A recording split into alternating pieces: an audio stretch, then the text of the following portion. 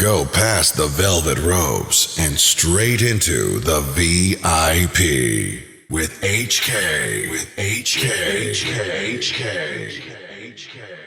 So it's your first world tour. What's the craziest thing that's happened so far? There's a lot of things that have happened on this tour. It's been good for me because it's the first tour that I've actually been on my own. You know, I didn't have any parents. I'm single. I really did, put all this together on my own. So it's been fun to have that responsibility, but a little scary and a lot of mishaps happen every now and then. And then we've had fun. Like we work hard, but we play hard too. Tell me about playing hard. What's happening behind the scenes? We like to go explore everywhere we go. At least try, if it's not back to back. We had 4 shows back to back, and we couldn't see. I don't remember seeing anything outside of a venue for a while. But we like to run around, so we'll go to we'll either go out to eat or see what they have to do, go dancing. Yeah. And sometimes, depending on the tour itinerary, that's not necessarily easy. When you're doing back-to-back dates, or if it's quick in and out. I think everybody thinks it's just always, I fly in, you goof off all day, and then you do your show, and they don't realize all the media and everything that goes into it. No, it's not like that. Yeah. There's a lot of work. Have you found a difference on this tour with American audiences and non-American audiences? Yes, I have. I think America is music is a little bit more accessible here, which is great. We have millions of tours that bands can just get in the car and tour America, and it's really great. But overseas, it's kind of harder to gain an audience there, and once you're accepted, you're so accepted over there. So they're crazy, they're loud, they're passionate, just because they don't get to see you as much as. I've toured America 3 or 4 times, and that was my first time touring overseas. So, did you hear a lot of American music when you were overseas? I actually only like 3 songs on the radio, because I would want to listen to the radio in the places that we were in too, and it was only a couple songs. Now you've been in this a long time. I mean, practically your whole life. You've been performing, being an entertainer. At any time, has that ever felt weird to you? No, because I don't know how to do anything else. This is your life. It's like, yeah, I mean, not to say that I wouldn't, I would obviously want to do something else with my life if this isn't what I chose, but this is just what I chose. I love my job. I love entertaining. I love art. It's good. I'm loving the remixes, a slew of remixes on Slow Down and also on Come and Get It. Now, was that something that was personally driven, or more of a marketing aspect from the record label? How did they all come out? We always do. We've always done a remix version, and that actually came from the first record, which was Naturally. For me, that went on the radio, and that was my first Billboard #1 club song. So then from that point on, we kind of got the idea we should remix them and kind of keep them fresh. So we've done it for every record.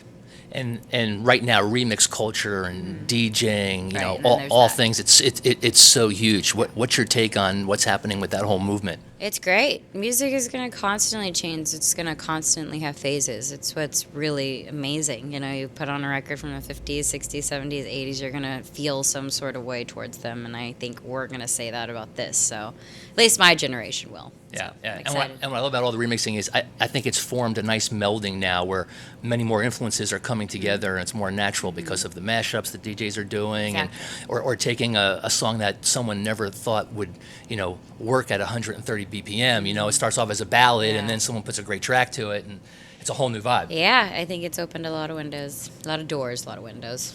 And windows. God, Selena. Tell us a little something about your Dream Out Loud clothing line. I know you're very proud of that. How'd that whole thing come to be? I was shooting Wizards, and a 12-year-old girl came up to me, and this was season 2 of the show, so we just started becoming, popular.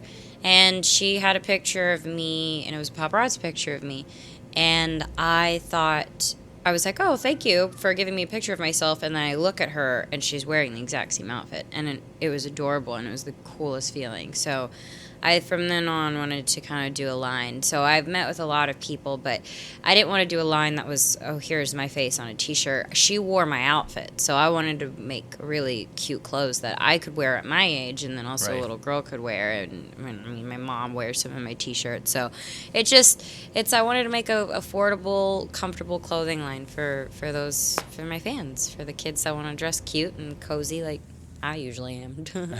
And with the movie career and the music career and touring, how hard is it to stay engaged with the clothing line or working out when new items are coming out? Well, I've had my line since I was 18, so now I feel like Kmart and working with my co-designers, it's like family. So we usually just kind of send each other inspiration. So if I see something on the internet or somebody wearing, I'll send it, and we kind of just email. So it's actually fun for me as opposed to, really having to work super hard on it because I love fashion.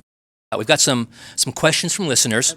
Okay. They want to know, how do you keep your hair so beautiful? Well, first off, I go to an amazing salon called 901. Shout out. And they are amazing. And one of the girls is on the road with me, so she helps me. But I actually just, I don't know, don't wash it every day. Just let it be. They say that's very good. Yeah. Not washing every Let day. it be natural. Yeah. I don't get oily, though. Everybody's different. What's your favorite food? Oh, I love food. I love food so much. If I had to pick, it would be sad. Italian. Last question from a listener. Is it true that you have several dogs and that you take them on tour with you? I do not take them on tour with me. I have 6 dogs, and they do not come with me because they're big. And they're our family dogs, so they stay at home with my mom and Brian and my little sister. Nice. Okay, here we go. The lightning round. You ready? Yeah. Real quick. Who would you like to co-star with in your next movie? Ooh, I would want somebody fun like Jonah Hill. Nice pick. He's awesome. Jonah's awesome. Who would you like to do a musical collab with? Jason Mraz. Another good pick. Just was hanging out with him not too long ago. Which do you like more, music or acting? I definitely don't want to pick that one. I don't know why I get something out of doing both. I don't like picking acting. I'll say acting. All right, excellent. Assuming that was the purpose of the lightning round was the answer. But Yes, it was. Yes, it was. All throughout. We don't want you to think on the lightning round. It's just the first thought that comes in. Don't overthink it. It's hard. All I do is overthink. I'm a female. Here we go. Last question. Is it true that you're already working on a new album? I heard you are. No, that's not happening just yet. I need to get some inspiration in me before I start going in to record a new record. Okay. Yeah. All righty. Thank you. Great chatting with you. Thanks for coming. You just got mixed, shaken, and stirred by HK.